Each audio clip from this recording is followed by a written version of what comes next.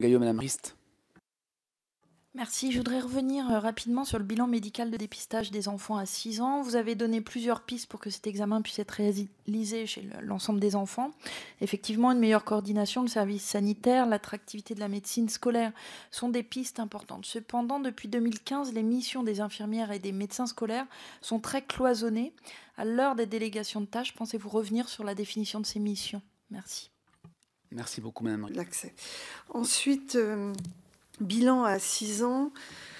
Vous posez la question de la délégation des tâches, de la redéfinition des missions. Alors, d'abord, ces personnels, qu'ils soient infirmiers ou médecins, dépendent, vous le savez, de la DGESCO et de l'Éducation nationale. Ce ne sont pas des personnels du ministère de la Santé. Pour autant, je pense que nous avons un travail à faire, ARS, recteur, pour mieux coordonner les actions de l'ensemble des intervenants autour des enfants, qu'ils soient médecins généralistes de proximité ou dans un centre de santé, médecins scolaires, infirmières scolaires. Et je pense que le service sanitaire participera d'un certain nombre de missions.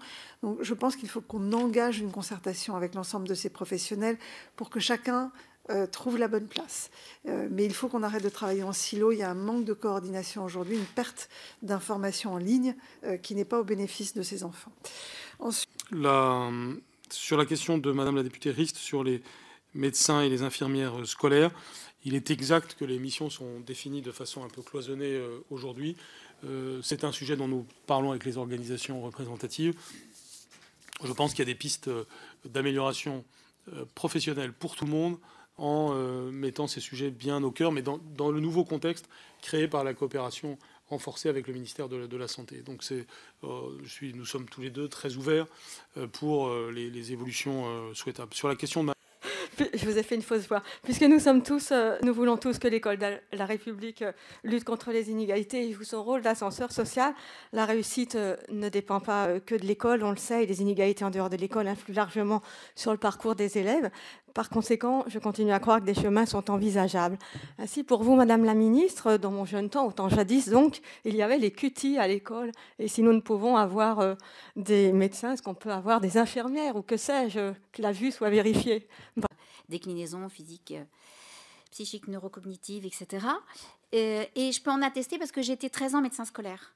Et donc, j'ai travaillé à la promotion de la santé à l'école.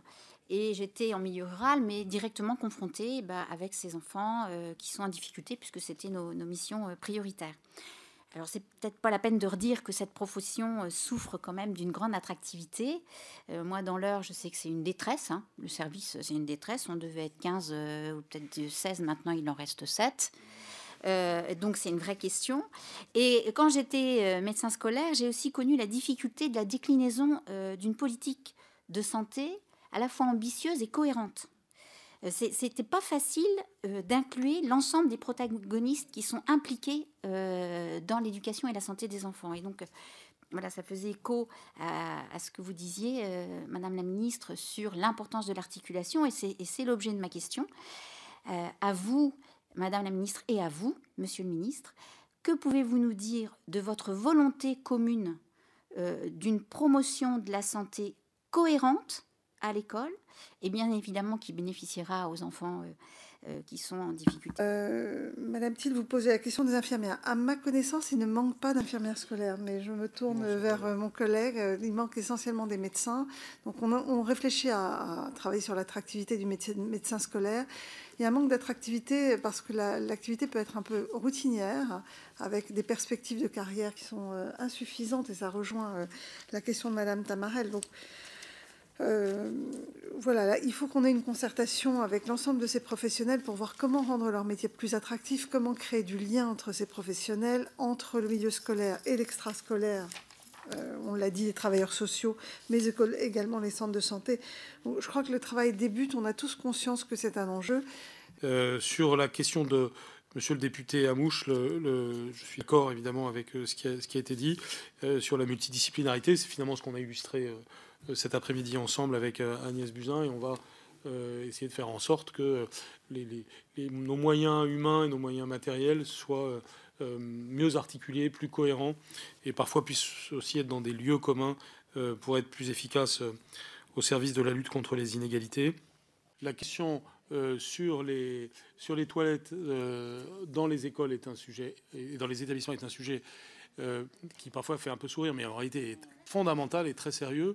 Nous en sommes conscients. C'est un sujet évidemment de compétence des collectivités territoriales, mais dans le cadre de notre vision globale et cohérente sur la santé et sur le bien-être des élèves, et l'égalité garçons-filles, enfin toute une série de sujets sont impliqués, de vie quotidienne très concrètes sont impliqués par cela, et même de lutte contre le décrochage, ce qui fait que nous y prêterons une attention soutenue en lien avec les collectivités locales. Ouais, souvent, on parle de la santé et l'éducation pour la santé, mais en fait, il faut que ça ait du sens. Parce que sinon, c'est pire. Il vaut mieux rien faire. Voilà. Et la question était là. Et la demande que je n'ai pas pu vous faire, c'était de dire que moi, j'ai vraiment envie, si vous êtes d'accord, de porter un travail, une mission sur la cohérence de ce qu'on fait. Parce que là, il y a plein de choses, mais parfois, voilà, elles peuvent effectivement... Non, on ne reprend pas.